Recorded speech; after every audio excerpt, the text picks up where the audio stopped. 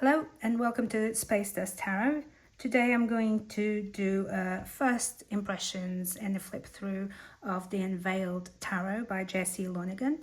And as I said, I haven't opened it yet and I was very, very excited. It's one of those decks that once I saw it in someone else's channel, I just thought I need to have that deck. I really love that deck.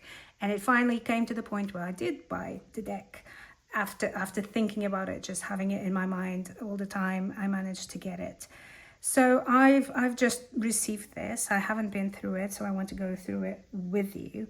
I must say though that I'm a little bit disappointed in the fact that it was delivered simply on a very normal paper bag with no cushioning or even like plastic. So you can see that there's a little bit of damage already on the box as it came, because there was absolutely no protection in the bag and I'm actually quite happy that it didn't rain, because there is no plastic around it, and I know that it's more ecological, but it's like if it had rained through that paper bag, then this might have been ruined as well. So this seems like somebody has already opened it, so let's hope that it's actually okay. As I said, I haven't opened it yet. If this is the only issue with the box, I'm not going to return it, because I know it's difficult for the authors to kind of send it back, and it's very expensive, especially because this comes from the United States, I believe, and this is by Sterling Ethos, which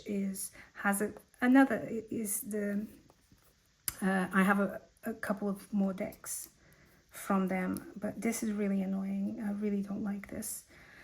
Anyway, let's just see what the deck is like and what the box is like. So it looks like, it opens like this, and you can see one of the cards here already.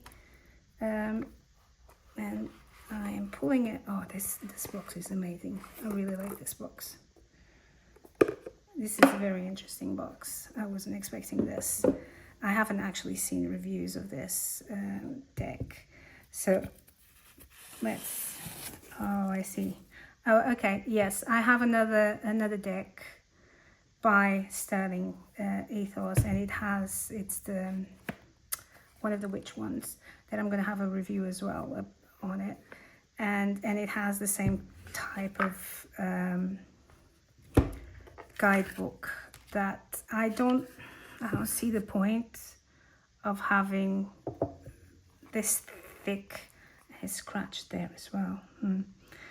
This thick like hardback, when I don't think there's a need for this. There's no point. I think I prefer to have meat in the, like, information in the guidebook, rather than having that hardback. And so it has a foreword. It's all in color, which is quite nice. The introduction of maybe the first card I drew was death, so I guess a little bit of the history of creating this.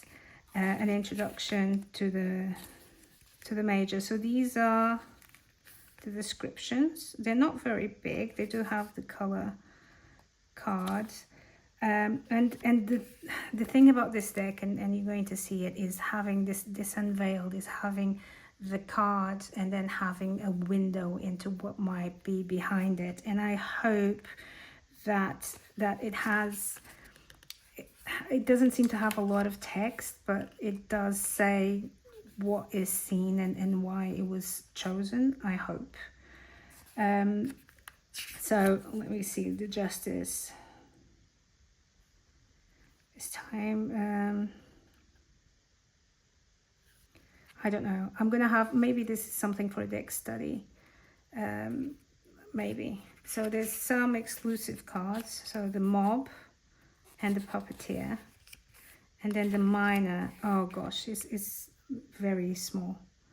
It's very, very small. But you know, I think the cards, from what I understand, the cards will have in itself, in the symbology and the image, it will have enough there that you can actually take a lot of the deck, of the cards. So I'm going to put this away. So the cards are, I mean, they're not very, very thick. It looks like I might be able to rip or shuffle, so it's not very thick. I do like the cardstock. I know it's not all fancy, but I think this is easy for me to shuffle, and I have small hands, so that I might actually like this. Let's see the size, slightly bigger than the standard tarot deck size. So let's look at the cards. Even the backs, I mean, the backs are very beautiful. Even they have that window into behind the veil of it. So I'll just do a flip through and then say something. I mean, what I like about this is that part of showing an image that is very, very recent, and it's everyday, like actual modern take on it, but then it goes into an older kind of take in it, and I really, really like that. I like this duality. I like to see through the window, through something that might be hidden and we might not see immediately, and have a different point of view of the same card. And just, yeah, I mean, the lovers you have here, the lovers, but then you have here, they're completely distracted. They're not looking at each other, not paying attention to each other. And again, this is the modern with the old in there for the Chariot and the Strength. I do love this card. I love the Strength card. I had seen it before, and I find that it's beautiful. I think I have to look at it and study it better, but it's having that strength to go in and to tame the what I think is the illness, that I think she's just like addressing it maybe, and with calm, with determination, and with courage, and like, I have the strength to, and the knowledge to calm down or to control this illness that might be killing the person in there. At least that's my first take. I will need to have a look at it more and use it more. Again, I think, especially nowadays, I mean, at the time that I'm recording this, a lot of this is happening in the world. It's a really, really odd time in the history of modern times. And I think this deck is perfect for this. I mean, I really love that. And I think I will do maybe a deck study, maybe just go deeper into this as I use it, and then I might do another review where I go deeper into the cards and I talk about the cards a little bit more later on. But usually the way that I use decks is I use it for a month. I use it almost every day. I use it for all of my readings, so I get to know the deck really well, and then I can see after that, when I move on to the next deck, I can see, okay, this deck that I've just used is good for this or for that. It's for shadow work. Is it for dream work? What is it, you know? And then I can decide. Oh, this is the puppeteer. These are, again, very, very, very on with the current times, and as you may know. So I think I'm using a different deck right now, but I think this is going to be the next deck that I'm going to use for sure, because I think we all, not just for personal, I'm going through some personal things, and I do use tarot for my own, healing, for my own understanding of the things that I'm going through, for my advice, more than I do for divination. And for other people, that's how I use it as well, to give advice, to give direction to them. And I think at the moment, I not only need that internal, and people don't only need that internal kind of understanding of where they are and their own healing, but the world. We need to understand the world, and I am really struggling with understanding the world right now. And I think this is going to be a great deck for me to use next, because I think it's going to help both myself and also the understanding of the world and my position in it, because sometimes we feel a little bit hopeless and we feel like, what can I do, or I don't understand what's happening, and I think you know, this might actually be an excellent deck for us all.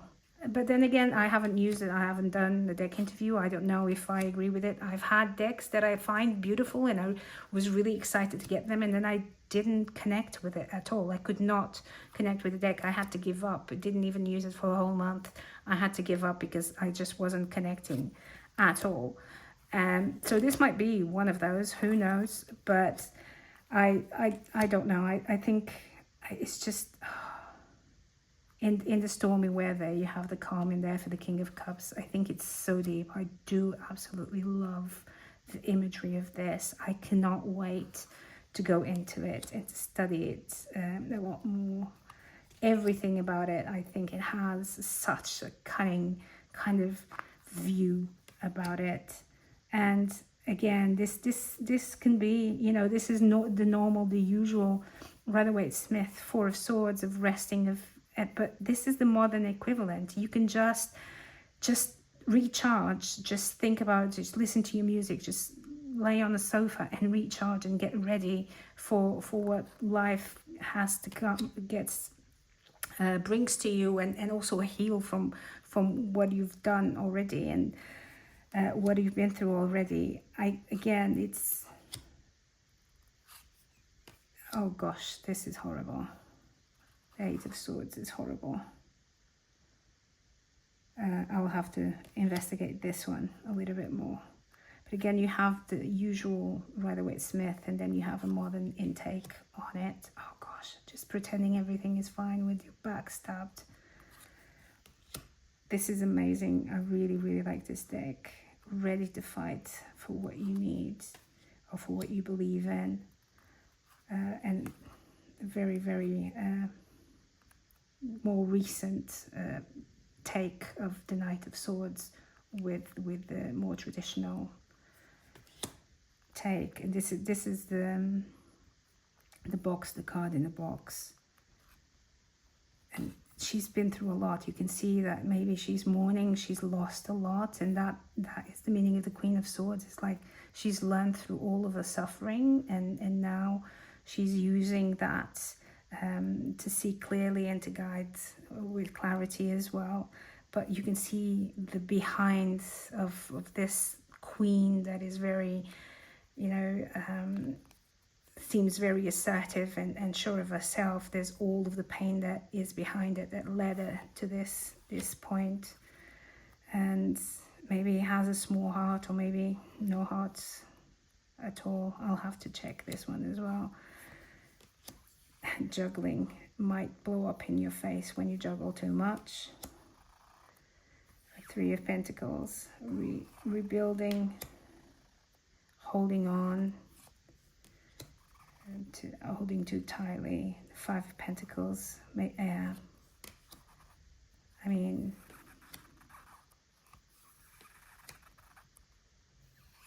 I don't even know what to say, but I'm finding all of these absolutely gorgeous. So yeah, I can't wait to study this more.